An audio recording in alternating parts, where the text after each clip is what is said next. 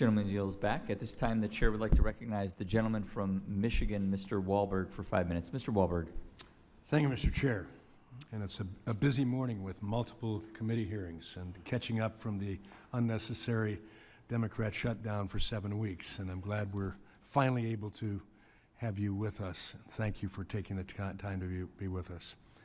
I'm glad to be here today discussing these bills that increase the control of tribes and tribal members over their own economic development projects, restore historic tribal homelands, and make permanent ITARA program to reaffirm our trust responsibility while ensuring the tribes can manage their own true assets, trust assets.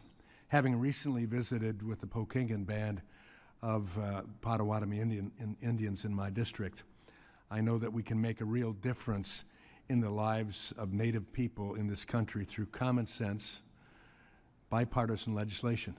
That sounds strange, doesn't it? Like some of the bills that we're considering today.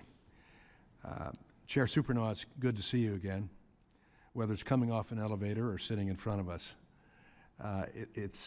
We appreciate your impact.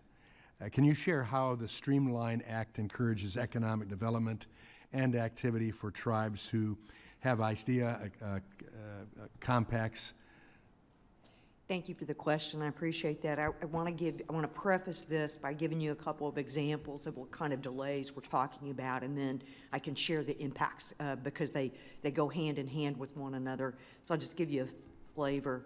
So our 6 most recent sale of interest appraisals took extraordinary periods of time. 2 took 5 months, while the other 4 required 8 months. This is just a sale of interest.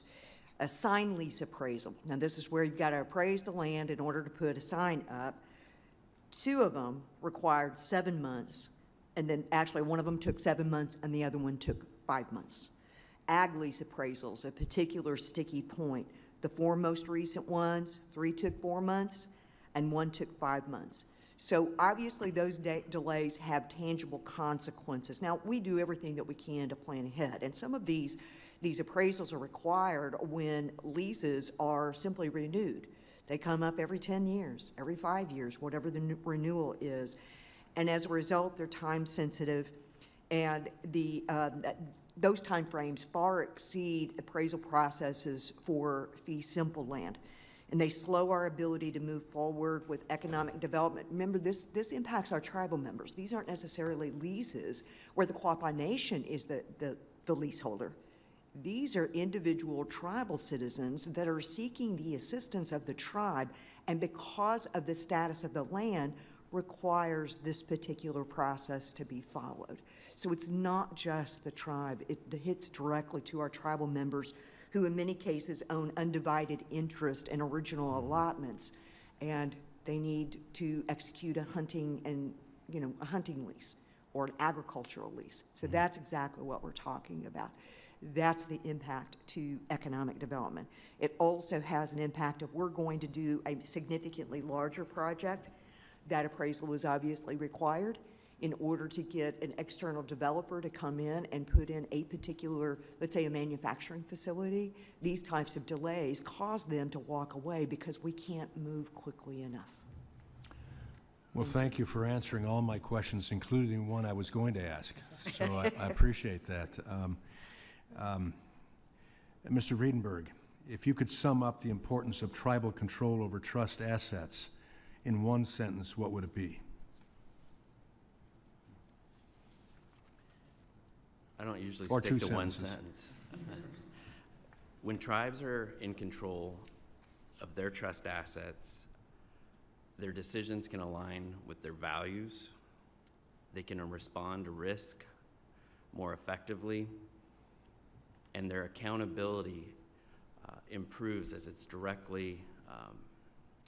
directly face their local tribal members. And it's not slowed by some distant federal process. Okay, thank you. Councilman Luker, your testimony describes the historical and cultural importance of this land to the Pechanga tribe. What would adding this land to the Pechanga Reservation mean for the tribe? Yes, so that piece of the mountain, Pawhuska Mountain, is critical to many of the songs that we sing are traditional songs, and they tell a story about our creation. They tell a story about our death. They tell stories about the meetings that occurred up there that would help people live after our leader that was furnishing us food and whatnot, how they were able to live after he had passed. So to be able to take our children up there and to show them this place and to explain the stories in the place without being disturbed by a granite mine or, you know, aggregate trucks, it means a lot to our community. I don't know how I can express how much it means to us culturally and historically. Thank you. Thank you.